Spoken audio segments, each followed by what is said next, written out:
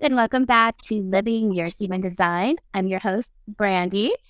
And yes, my background is a little different today, so bear with me.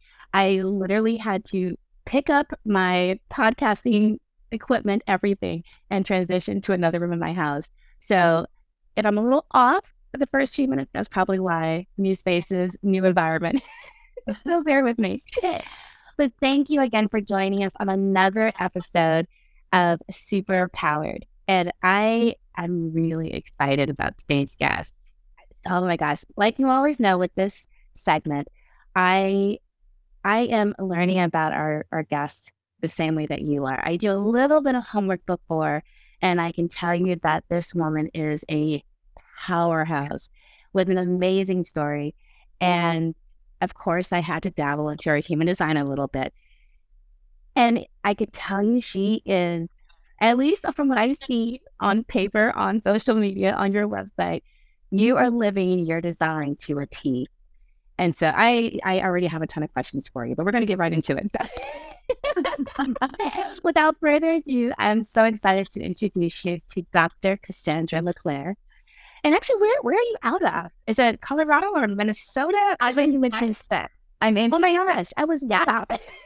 Yeah. Well, no, you were. I was born in Minnesota, so that was yeah.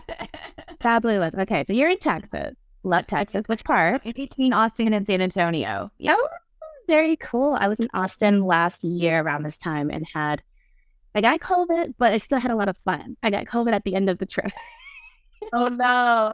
This is a great weather's really nice and everything. It's not so hot yet. Everything's really green yet, not brown. So perfect.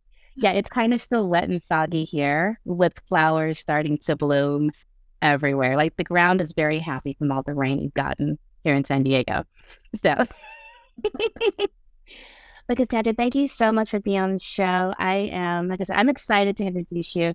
I honestly, I'm feeling called to just give the floor over to you because I feel like you will do such a better job of talking about yourself, promotion, and sharing with us your magic. And then we'll just get the ball rolling from there. Okay. Well, thank you so much, Brandy. I'm really grateful to be here. Any chance I can get to kind of share a little bit of my story and talk about, what I do is just such a beautiful space for me. So just to kind of give everybody a little overview, I'm a professor and I've always taught about communication and feelings and how we react in our relationships. And really for me, that was such a beautiful space where I got to help so many people. And it stemmed from kind of my own, quest to understand myself a little bit, back in college. And so it was really, really beneficial for me to be reading and to be in this academic space where I felt like I was understanding myself at the same time I could potentially help other people.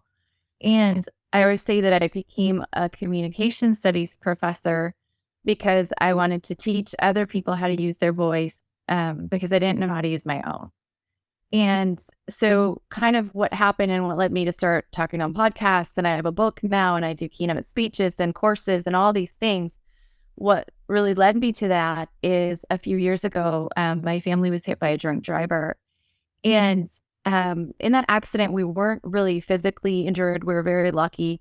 But mentally, what happened to me is it took me back to this place where all of these things that I had built up, all of these walls, all of these coping mechanisms, all of these aspects of my persona that I clung on to, all of a sudden I couldn't keep up anymore and everything kind of crumbled. So in the aftermath of that accident, the beautiful part was that it kind of forced me to go back and heal from some of the things that I had never really thought about for my identity or never really wanted to integrate into who I was. And so this is my very long-winded way of saying that I was sexually abused when I was a child. And I didn't even say those words out loud or talk to anyone about it until I was 38 years old. And so wow. Really, and I didn't really get help for it until I was 41, and I'm 44 now. And so my purpose and my passion and my mission and why I show up on, and want to help other people is because I had no idea throughout my whole life the ways that I was keeping myself in kind of some of these spaces that didn't allow me to flourish and live in my passion and live in my purpose and all those wonderful things that you see in other people. And so I just really like to encourage people to, look at all the ways that whatever has happened to them are still showing up in their lives. Because as much as we like to push things aside, they do, they creep in other ways and they continue to injure us. So I still do a lot of different things, but the only difference for me now is this peace and happiness that I thought I would help other people get, that I'm so good at teaching other people how to find. Like I finally can feel that for myself. Wow. That is so beautiful and huge. like, like seriously, like what comes to mind is like what a gift out of something so traumatic and tragic. And the fact that you're using that now in such a powerful way to help other people and still in that process of helping yourself, healing yourself. Yeah, I think it's definitely made me a better teacher. I've always, like you said, I felt like I've always been able to help other people so much more. And then, almost shame myself for the fact where I'm like, why can't I be so good at doing this for other people and know all these theories or all this research or these ways of knowing, and then still feel like I can't make it happen for myself. And for me, so much of it was, again, I think so often we're scared to look at different things, or we want to pretend different things don't matter anymore because, so much time has passed, or, Yeah. we think we should be over things or what have you. And really, it's like kind of unpacking and unraveling some of that made me realize like so many things that I was doing in my life were a result of, of the abuse. Like for example, I would have all these certificates and all these achievements and all of these things. And if you ask me how much I really celebrated any of them or thought about it or what any of them meant to me, I can't even tell you all the certifications I have. I had to write a resume recently and I Googled myself to remember. Oh my And goodness. that is because I was chasing external achievements because I didn't have internal self-worth. It's like so really understanding like this, even this go, go, go nature of me, like, what is that? Where am I in all of this? So I think like just that transformation for myself, like that's where I did end up writing a book about my healing experience. And that was really just because it was eye-opening to me to see all the ways that, not really processing my abuse or not really talking about it, how I was keeping myself again in kind of some of those coping mechanisms that I created way back, when I needed them, you know.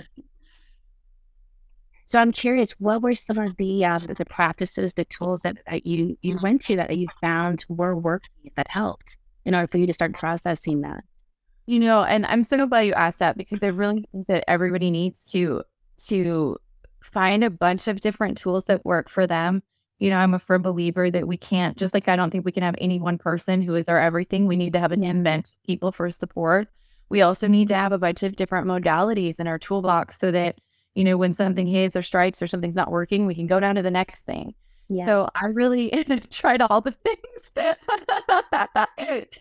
And I did a lot, where I started with just journaling.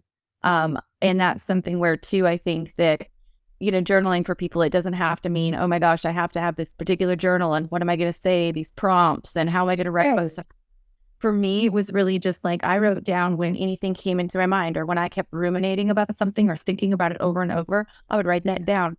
And most often I started by doing it in my phone because I always have my phone with me, or I would start by just doing audio notes in my phone, like anything I could just to get stuff out, right? Yeah. Yeah. Let me sit inside. And I really reconnected with nature again. Even like I said to you, I think so many of the different pieces of myself I kind of had shut down. Anything that made me too still, like because I didn't want to then go into my own brain or think about something with myself. So really reconnecting with getting outside, going on walks, like learning more about my nervous system. I took Reiki classes. I learned about the chakras. I went to a shaman. Like I did Oh my God.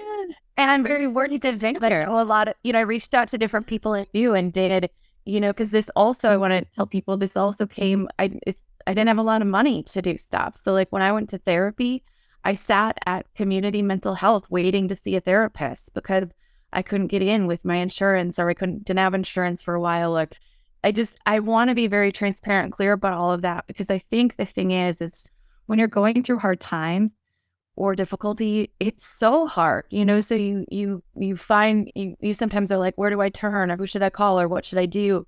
And then when you start to add up, oh gosh, then that costs this much money, or I have to wait 6 months before I could see this person. And I think then it starts to feel like it's out of reach for people.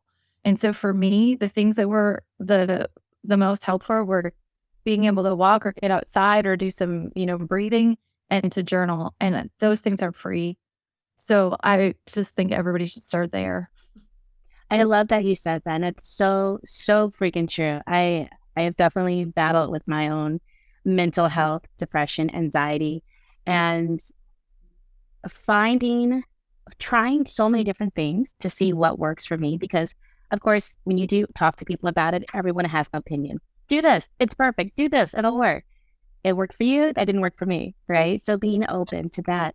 But then also, finding things where, like you're saying, go out in nature or turn some music on and dance, watch the music. Yeah.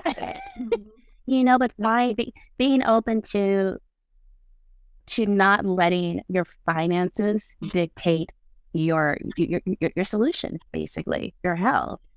Yeah. And I think, and that's hard because I've also, I've lived in that space a long time and for a lot of my life where, you're paycheck to paycheck, or you're looking at your budget, or you feel like so, especially it is hard because you see all these different things that you think you want to do, or you see people who have a lot of means doing these things where you're sure that's the thing. Like, don't get me wrong, I want a cool ice plunge bath in my house too.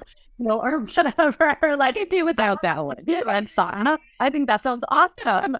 Like, don't get me wrong, I want those things. Yes. It's also like, there's some peace and there's some strength in me now knowing that I can like manage to calm my nervous system down without having those things too, I really being able to work on that. And then all those other tools are just like extra wonderful things that hopefully I have, ability to try sometimes or what have you.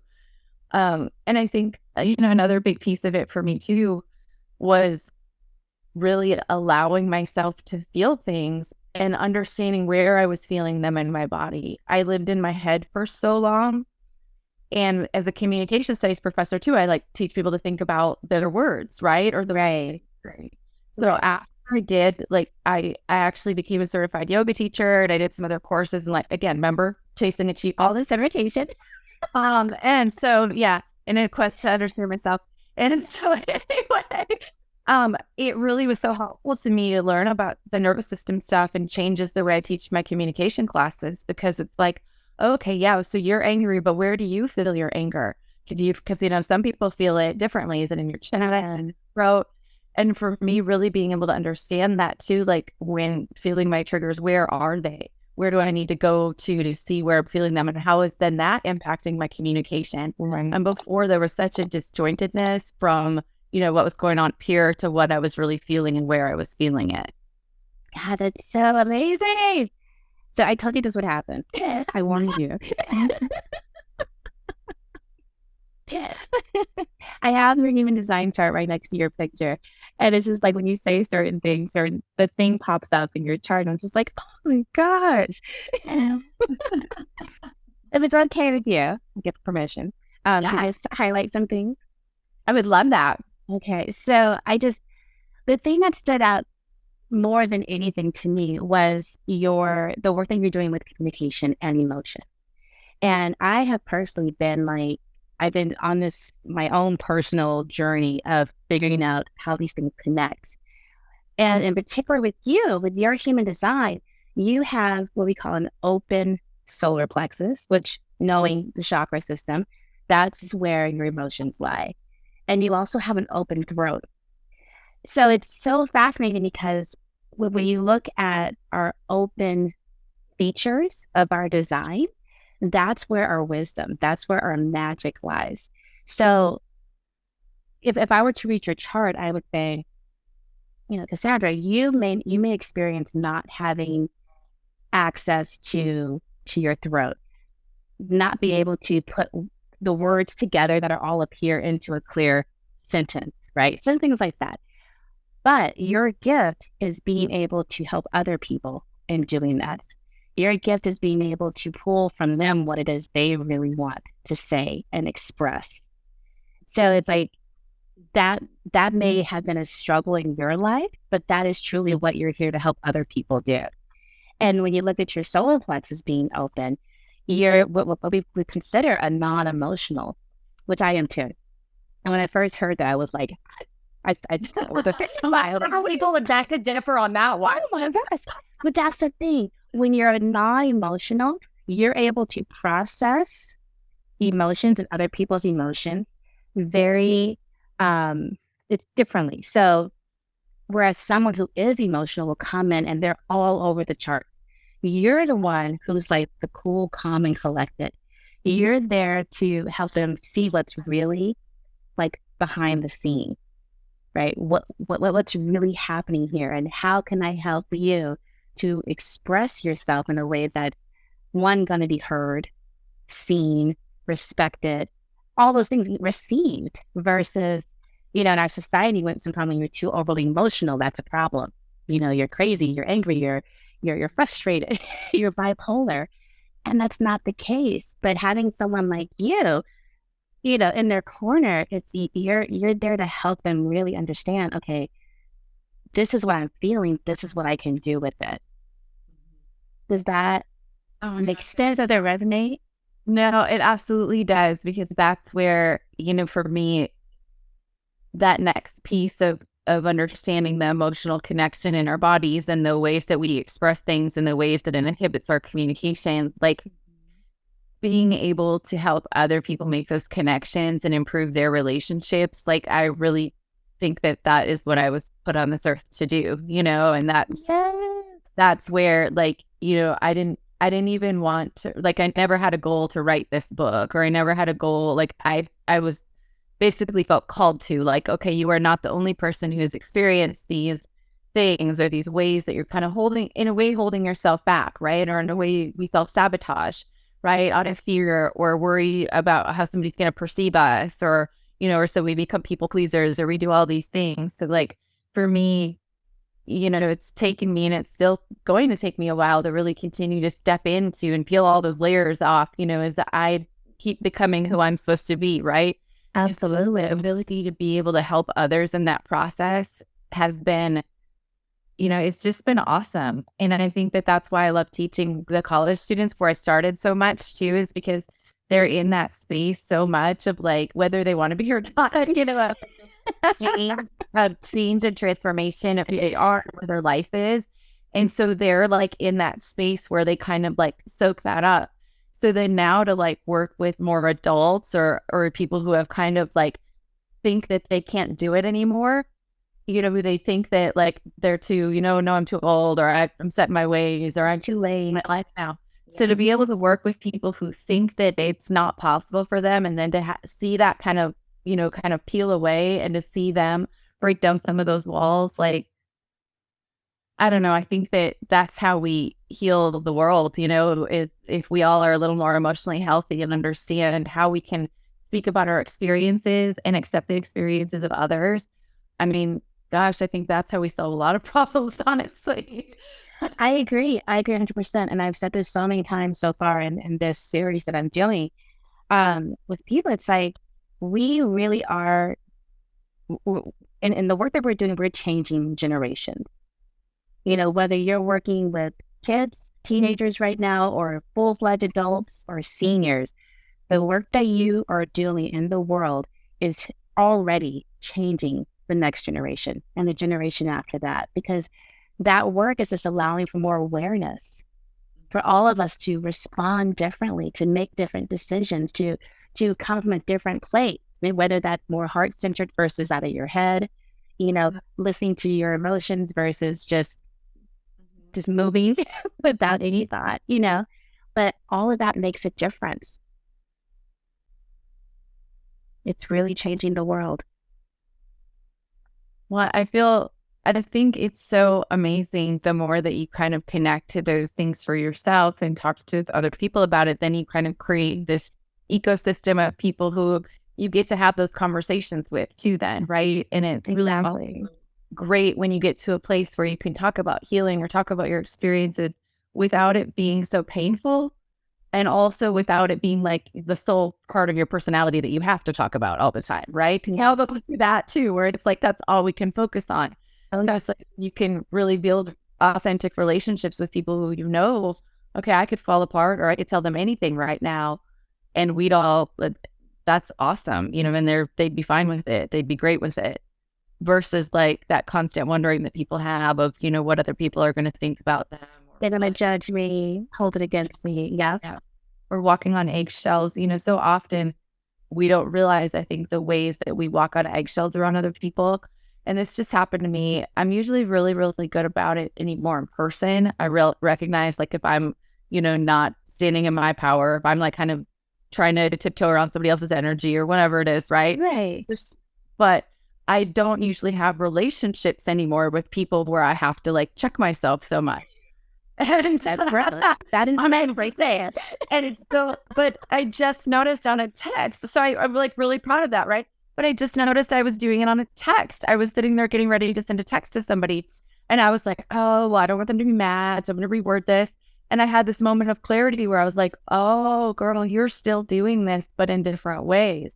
And so it was even a moment of like, just this recognition and revelation of like, okay, we got to clean up some other avenues here too. And so I think like that's, my point in saying that to people is like, the work is never done. I'm so glad you said that. It's true. It's true. I think for so long, and I call it like the highlight reel. Like that's what we've been fed for so long. And so, and we have teachers out there, mentors, gurus, who are like, oh, I'm healed. Now this never happens to me. And that's not true. It will keep showing up in different ways to help you keep learning the lesson, to help you keep getting stronger, right? Because now it showed up again for you, but you recognized it that much faster. Yeah, you responded differently. Yeah, and I don't shame myself for it anymore either, right? So I don't hang on to that space then where if I, something comes in where I'm like, oh my gosh, and then I let it spiral and feed, right? Yeah. So it's like, oh, okay, yeah, I see that. Or I see the way this impacts me, or I recognize, oh, okay, yep, this is something. What is this looking at?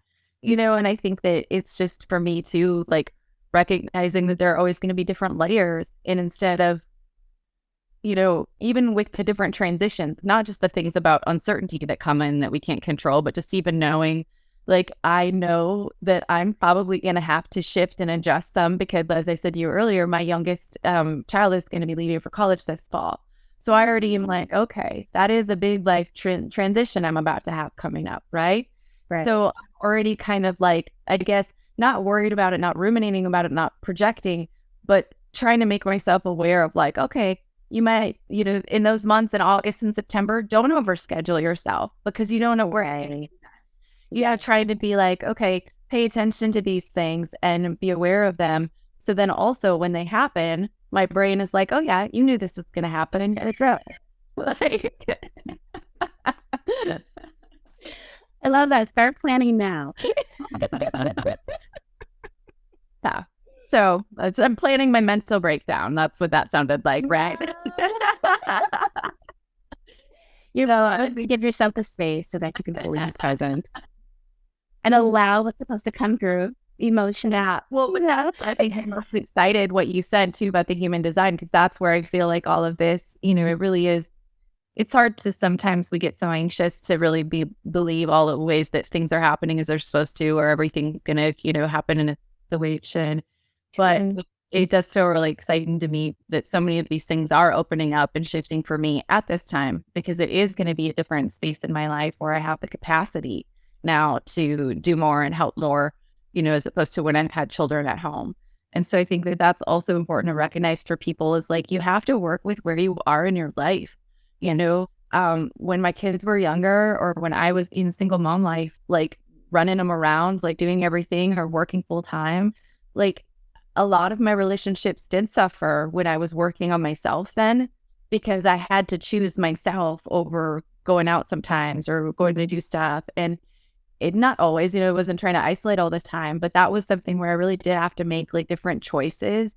And I think that really looking at your own life and seeing those choices for yourself, like where you're going to consistently show up for yourself versus where you're not, and being honest with yourself, like that's also such an important part of all of this. Because if you don't, and you just think you're going to, first of all, if you set way too high of expectations and then you don't meet them, then you're just going to shame yourself and never do it again, right?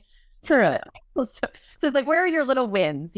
Start small. How can I make this a win for myself? Or how can I make this routine? And now the cool part about it is like all of my friendships now, there is not one person where I couldn't say to them, these aren't the people I was texting, where I couldn't say to them, like, hey, I need space for myself. Or if they ask me to do something and I say, no, I just want to be alone, or no, I'm good. Like they don't take it personally. We don't have that space where we have to worry about her because they know that I'm doing it for myself, but not in a way that is against them.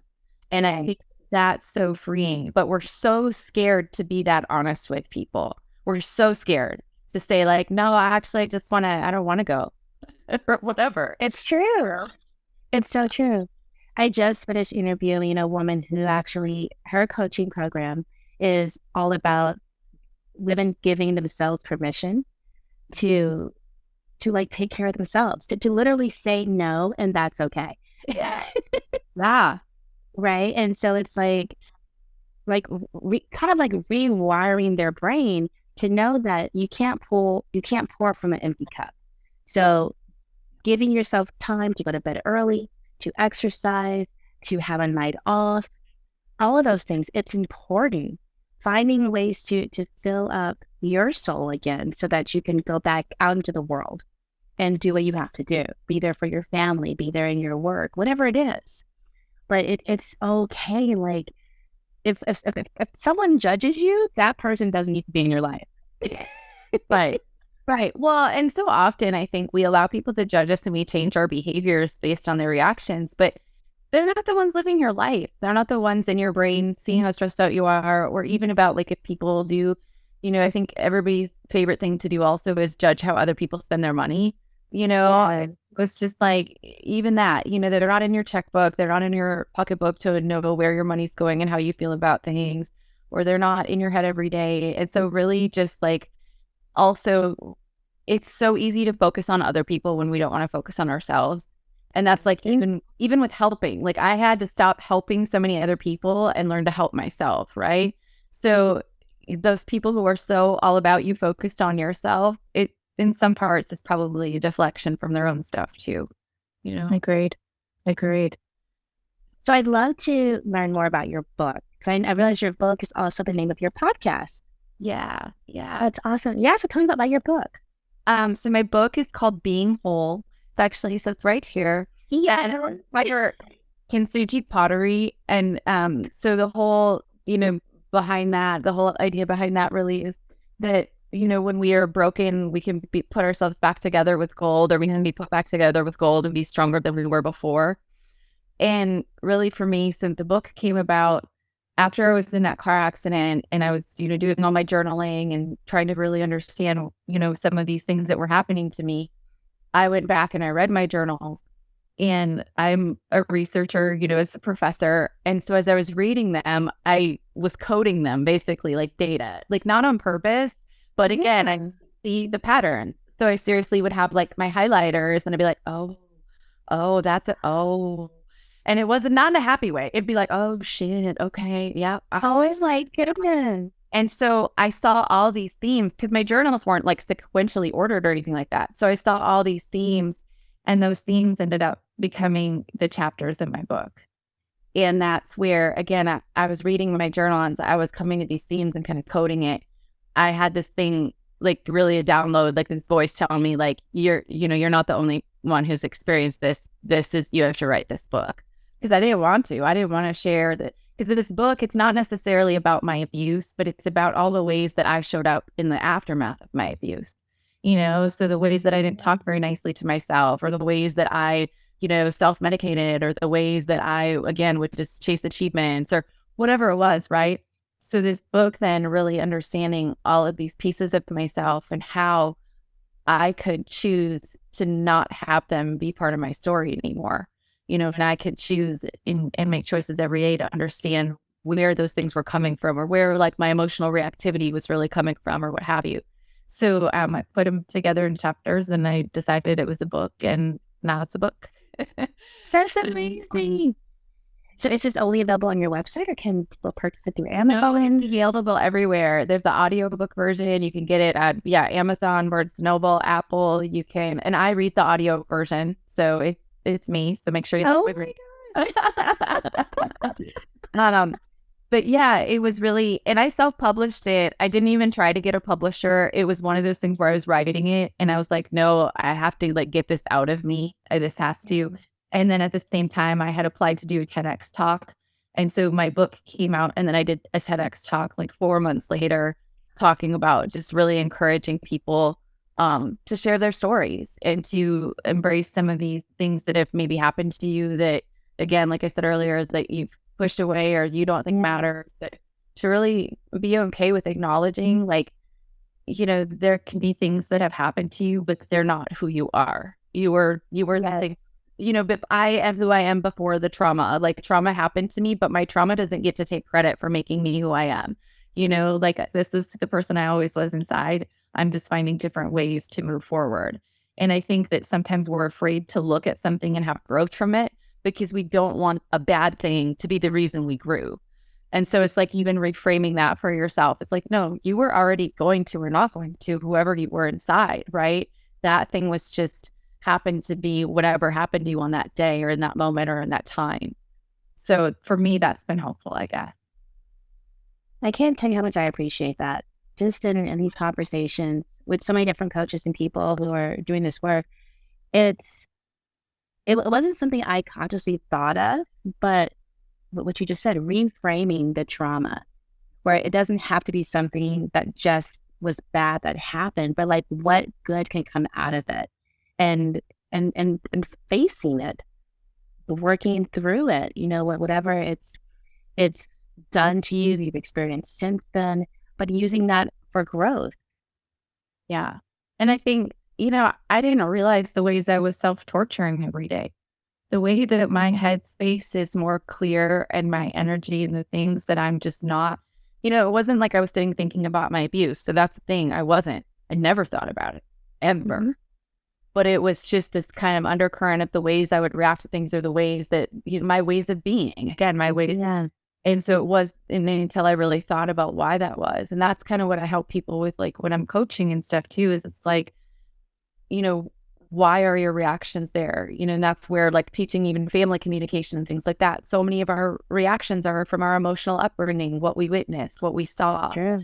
So like, it doesn't mean you have to go and unpack every single memory in your childhood, but maybe having an understanding and a recognition that, oh, okay, you shy away from conflict because there was a lot of conflict in your house and you don't want to be part of it. So you're a people pleaser so that you don't get in a fight with anyone. That's valuable information. Yeah. And that is the lens that you're operating through life with. Mm-hmm. Yep, absolutely. So like, again, just for me, it's like helping and you were exactly right. I didn't always understand it for myself because I wasn't looking at all of these pieces of me, right? But I do feel like I'm really good at helping other people. So it feels really good to be able to do it for myself now too. And by helping others, you're helping yourself. It's the loop. You can't help it. Absolutely. That's why one of my favorite things to teach about is boundaries. And it's in part because I've struggled with them so much myself. So the more I teach about them, the more I practice it, the more I say it, the more I get comfortable with the word no. I love it. Yes. My mom always says, no is a complete sentence. It needs no explanation. No by itself is that's enough. Oh my goodness.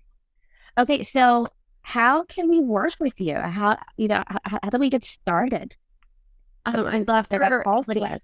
Just to connect with me, you can go to my website, CassandraLeClair.com. On there, I have a couple free downloads that you can get. I do have a course on boundaries that I haven't even promoted yet. So when this comes out, maybe I will have promoted it. I just finished got it up. And then I do group coaching programs throughout, but if you're interested in individual coaching, you can also reach out to me. But really, I just want to encourage people, just connect with me. And then as I grow or I release things, you'll be the first to know. Get on my mailing list and let me know how you're doing. Because for me, this is also about like, really building this space where people feel like they have others who they can see themselves in. And so this is why it's so important for us all to talk about it, because not everybody's going to resonate with me or relate to me or think that what I have to say is valuable. So this is why so many people need to. So I just want everybody to reach out to me and then get used to sharing your own story and your own experiences. I love that. On your podcast, is it based on each chapter of your book? Like how does your podcast work? No, my podcast has been, so that was where you'll notice the theme. I never planned to do any of these things. So that was where I said, I kept telling people like, I don't know what this looks like. I just know I'm going to have a platform for people to share their stories. And that's exactly what that podcast has been. It's on a break right now, but it has been the most random conversations with different groups, with different individuals who have different backgrounds. Like you would look at my guest list and it's a marketer's worst nightmare, because they're like, where's the through line? Who's your client? Who's your audience? Who are you trying to reach, girl? But like for me, it's perfect because it shows how all of these different people from these different walks of life, different circumstances, different professional backgrounds or personal histories, everybody's got stuff. Everybody's got stuff that they're working through in a different capacity. So there are ways that you can hear about how people are managing their life. And I've learned something from everyone I've talked to about how they, handle their schedule or how they manage stress or how they've gotten through difficult times. So it's been a lot of fun, even if it doesn't outwardly make sense to a lot of people who want to market it. It just has to make sense to you. I mean, at some point, it's true, like with everything, right? Sometimes in the moment, we don't see the connection, but down the road, we're like, oh, that did work out. That did actually line up with this. And you have no idea where it's going to go. And it's cool to me because I didn't have that realization until a few months ago. I was like, oh, I had said like years before, that's what I had said. I was like, well, I want to build a platform for other people to share their stories. And the other day I was like, that's what my podcast is. I did it and I didn't even realize I love that. I love that. I love when things finally show up and we don't even realize it until because we have this idea of how it's going to look, or how it's not going to look, at least, right? And we're like, oh, I'm doing it. Oh, and this is it. Wow.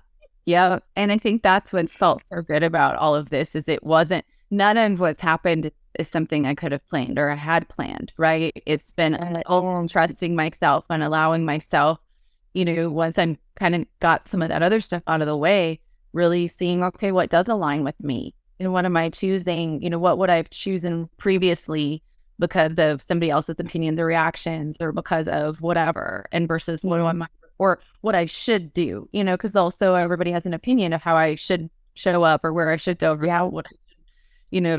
and so even really allowing myself to, it's not like I had to silence all those voices. They're always going to be there from other people, but learning not to have them hold weight in my mind, Yeah.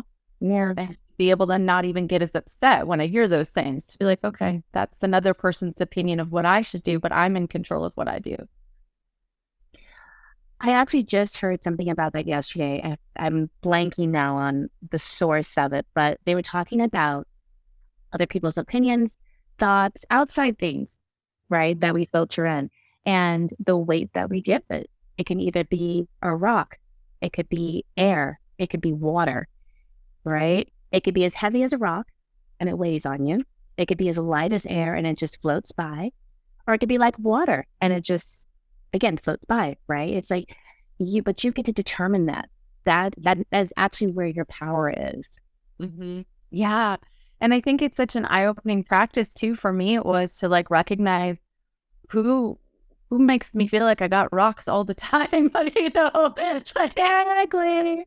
Oh, I treat me heavy all the time.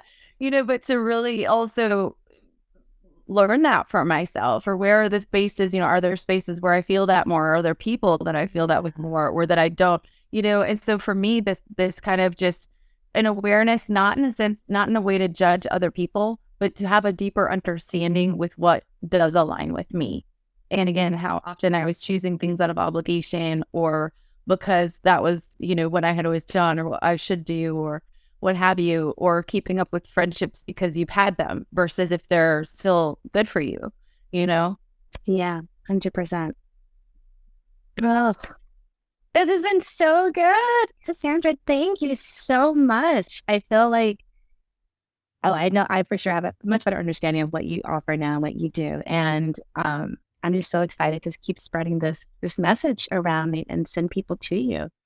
Oh, thank you so much. It's just, again, it's every time I get to talk about it, I feel like I heal more deeply. Because again, I never thought that book would exist. I never thought that I would be doing these types of things.